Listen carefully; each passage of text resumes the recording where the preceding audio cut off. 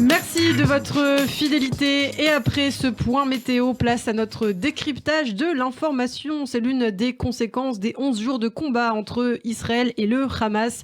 Une hausse des actes antisémites dans plusieurs pays du monde et notamment aux États-Unis. On l'a vu de New York à Los Angeles, en passant par la Floride. De nombreuses attaques ont été commises contre les Juifs, sans compter les actes de vandalisme. Un chiffre révélé en milieu de semaine dernière donne toute l'ampleur de cette augmentation. Les actes antisémites ont grimpé en un mois de 80% selon l'organisation Network Contagion Research Institute qui conseille les communautés juives américaines sur les questions de sécurité. Les juifs américains sont donc inquiets. Ils demandent une réponse forte du Congrès américain. Un rassemblement virtuel a d'ailleurs eu lieu jeudi dernier. Puis ce vendredi, on l'a entendu, le président Joe Biden, le président américain, qui a évoqué des attaques méprisables, inacceptables et anti-américaines. On fait justement le point sur ces actes antisémites nombreux ces derniers jours avec vous, Christophe Dard, et c'est à New York et sa région que ces actes ont été le plus nombreux. Et on était à Manhattan le 12 mai lorsque la police effectivement a dû intervenir alors que des manifestants pro-palestiniens ont menacé et proféré des insultes antisémites à des manifestants venus eux se rassembler pour soutenir Israël. Un juif a été blessé, il a dû se réfugier dans un magasin pour éviter d'être lynché, un autre blessé également. Un peu plus tard, c'était le jeudi 20 mai à Times Square, plusieurs individus roués de coups, aspergés de spray et au poivre et proféré des injures antisémites contre un juif de 29 ans.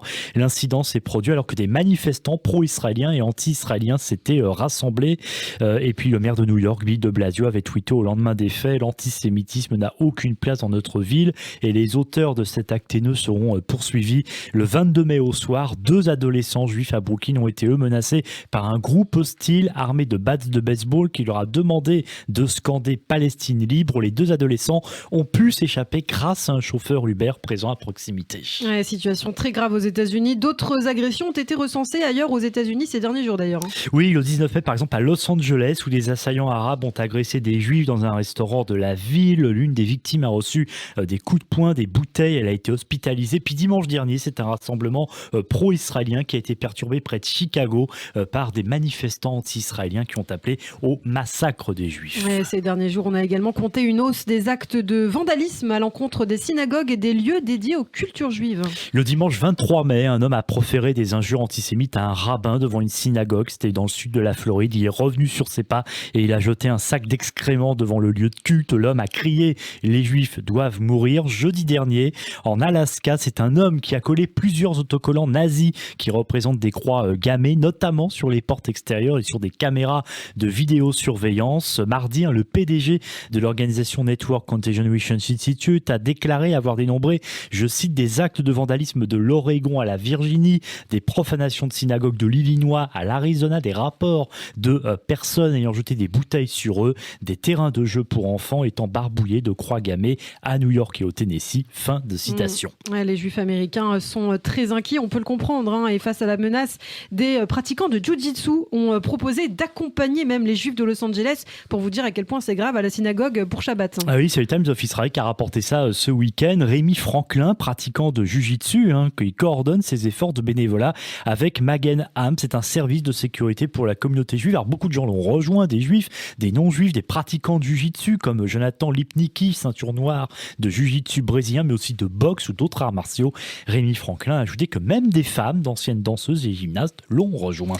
Les organisations juives ont donc tiré aussi la sonnette d'alarme. Plusieurs associations américaines de lutte contre l'antisémitisme, dont l'Anti-Defamation League, l'American Jewish Committee et les fédérations juives d'Amérique du Nord, ont appelé l'administration de Joe Biden à prendre des mesures fortes pour endiguer cette vague d'attaques antisémites. Et en début de semaine dernière, des représentants de 5 organisations ont rencontré des responsables de la Maison-Blanche pour discuter des mesures que l'administration Biden pourrait prendre, notamment la nomination d'un superviseur de l'antisémitisme au département de la sécurité intérieure. C'est intéressant parce que ça, c'est une demande qui avait déjà été déposée le mois dernier par 22 sénateurs. Et puis jeudi, vous l'avez dit en lancement, des milliers d'Américains ont pris part à un rassemblement virtuel, journée d'action contre l'antisémitisme avec des responsables politiques, des élus démocrates, républicains, dirigeants communautaires, rabbins, mais aussi le président de l'association nationale évangélique et aussi l'archevêque de New York et des conférenciers qui ont également participé à ce rassemblement virtuel. Ouais, la classe politique s'est saisie de ce fléau pour alerter le président Joe Biden et demander une protection des juifs américains. En fin de semaine, un groupe bipartite de 132 députés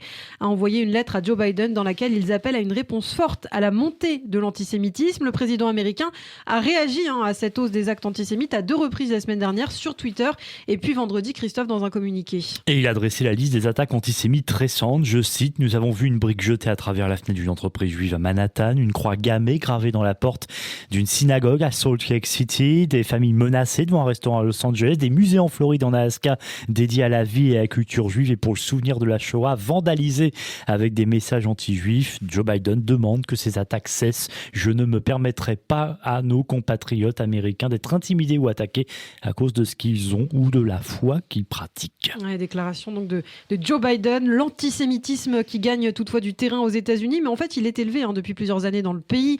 On en a parlé déjà sur Radio J. C'était un fait particulier. L'année dernière, comme l'a montré fin avril un rapport de l'Anti-Defamation League, 2024 plaintes au total ont été recensées pour agression, harcèlement et vandalisme en 2020. Alors c'est 4% de moins par rapport à 2019, mais le nombre d'incidents antisémites est resté à un niveau très élevé, alors qu'il faut rappeler quand même que c'était la pandémie, donc en principe cela aurait dû baisser. Le décompte de 2020 est ainsi le 3e plus élevé depuis 1979, année où l'Anti-Defamation League a commencé à publier des rapports annuels. Cet antisémitisme est donc élevé aux États-Unis et depuis longtemps.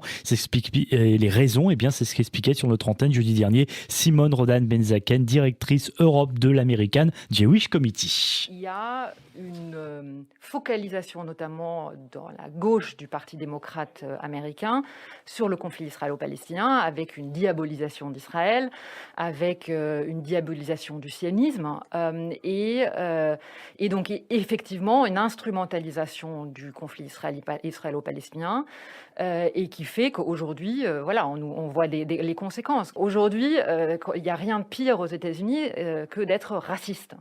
Et quand on identifie Israël comme étant un État raciste, un État apartheid, c'est l'ennemi absolu. Et donc effectivement, dans cette diabolisation, malheureusement, il y a un antisionisme qui se met en place et il y a du coup effectivement les Juifs américains qui en souffrent largement. Voilà, vous l'entendiez, Simone Rodan-Benzaken, directrice Europe de l'American Jewish Committee sur Radio J. C'était jeudi dernier. Alors, on vient de parler de la hausse des actes antisémites aux États-Unis. Christophe, c'est aussi le cas au Canada.